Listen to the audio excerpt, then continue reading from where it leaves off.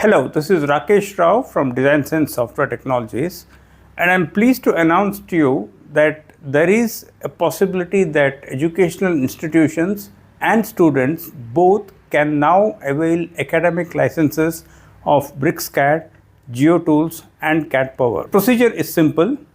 For students, you need to click on this URL and you need to fill out all the information that has been asked. There are basic information like your name, your college ID, your semester and other details which you need to fill up. Once you submit this form, it comes to our country manager and they will review it, and if found genuine, you will receive an academic license which is valid for 1 year. This is for BricsCAD. In a similar manner, anyone who also gets a BricsCAD license for 1 year will be eligible to get a CAD Power and GeoTools license for 1 year, which will also be issued on the same terms and conditions as the BricsCAD license. Now for the institutions, they must be AICTE affiliated, which means they can be any one of the engineering colleges in India, and institutions can request a license for their college and they need to click on this URL here.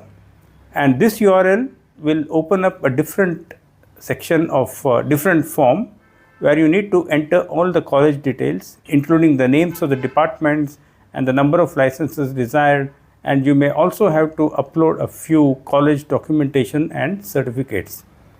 There could sometimes be a KYC kind of process which we will enable to check and ensure that the requests are genuine. And once we are convinced about this, we will issue a volume license to the colleges, which can be something like 20, 30 or 50, 100 licenses. And this will again be valid for a period of 1 year. And during the tenure of this first year academic license, you will be required to demonstrate your use of the software in your college. And we will also do our bit to help colleges to understand the software more and learn about it. So that's how the BricsCAD, GeoTools and CAD Power licensing for academic institutions work.